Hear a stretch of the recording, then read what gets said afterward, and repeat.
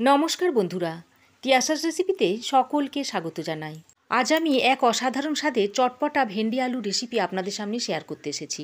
এই অসাধারণ স্বাদের ঝাল ঝাল ভেন্ডি আলুর তরকারিটা আপনারা ভাত, রুটি, পরোটা সবের সঙ্গেই সার্ভ করতে পারবেন।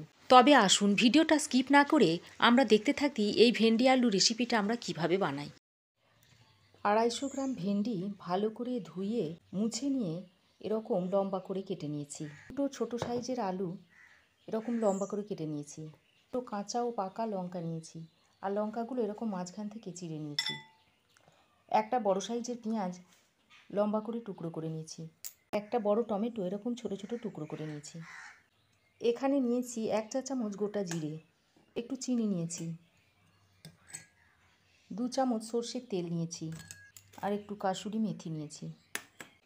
এবার আমি একটা মশলার পেস্ট তৈরি করে নেব। তার জন্য বাটিতে দিয়ে দিচ্ছি 1/2 চামচ আদা বাটা, দিচ্ছি 1 চামচ কাশ্মীরি লঙ্কার গুঁড়ো, 1/2 চামচ লাল লঙ্কার গুঁড়ো, 1/2 চামচ হলুদ গুঁড়ো, 1/2 চামচ দিচ্ছি জিরে গুঁড়ো, 1 চামচ দিয়ে দিচ্ছি ধনে গুঁড়ো। তারপর চামচে করে অল্প অল্প জল দিয়ে একটা পেস্ট তৈরি করে নিচ্ছি। এরকম একটা পেস্ট তৈরি করে নিয়েছি। এবার রান্নাটা করার জন্য কড়াই গরম করে 1 চামচ সর্ষের তেল দিয়ে দিচ্ছি। তারপর তেলটা গরম হলে কেটে রাখা ভেন্ডিগুলো দিয়ে দিচ্ছি।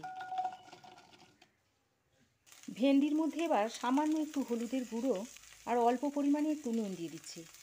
তারপর ভেন্ডিটা একটু 2 মিনিট ভেজে নিতে হবে। ভেন্ডিটা লো টু মিডিয়াম হিটে ঢাকা দিয়ে দিয়ে এভাবে ভেজে নিতে হবে।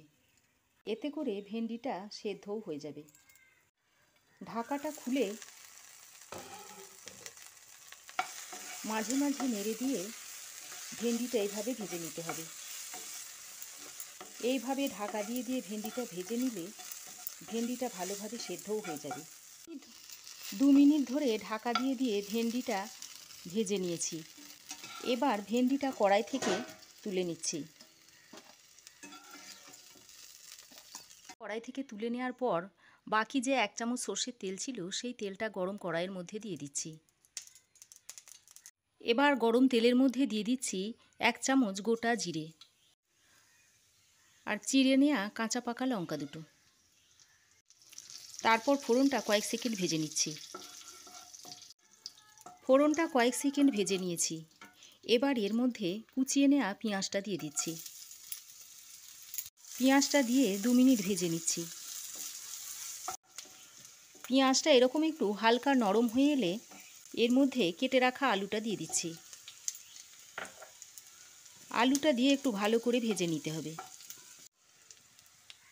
আলুটাকেও আমি লো টু মিডিয়াম হিটে ঢাকা দিয়ে দিয়ে ভেজে নেব।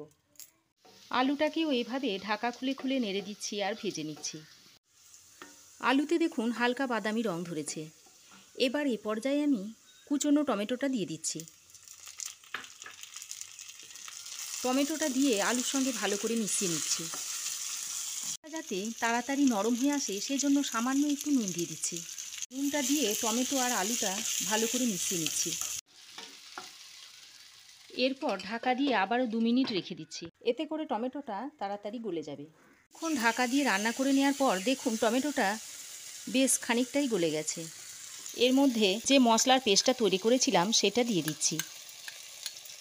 আর মশলার বাটিতে সামান্য একটু জল দিয়ে সেই জলটা ধুয়ে দিয়ে দিচ্ছি।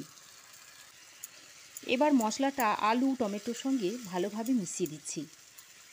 মশলাটা আলুর সঙ্গে ভালোভাবে কষিয়ে নেওয়ার পর এর মধ্যে ভেজে রাখা ভেন্ডিটা দিয়ে দিচ্ছি। ভেন্ডিটা আলুর সঙ্গে ভালো করে এবার মিশিয়ে দিচ্ছি। তারপর সেদ্ধ হবার মতো অল্প একটু জল দিয়ে দিচ্ছি।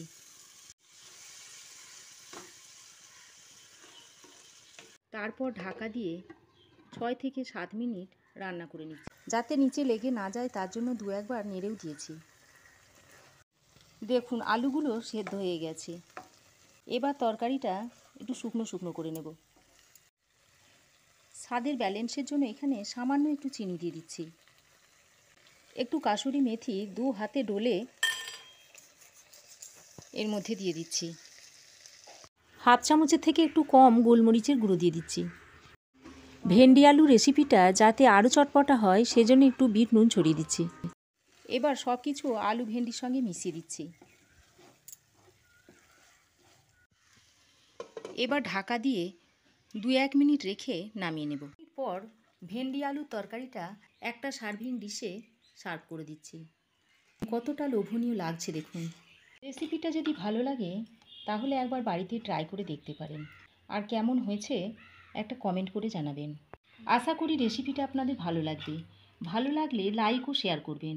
পাশে থাকা বেল আইকনটা অবশ্যই প্রেস করবেন। তাহলে যখনই আমি নতুন ভিডিও আপলোড দেব সর্বপ্রথম নোটিফিকেশন আপনাদের কাছে গিয়ে পৌঁছাবে। আজ এ পর্যন্তই। আবার দেখা হবে নতুন কোনো রেসিপি নিয়ে নেক্সট এপিসোডে। সে পর্যন্ত ভালো থাকবেন, সুস্থ থাকবেন। ধন্যবাদ।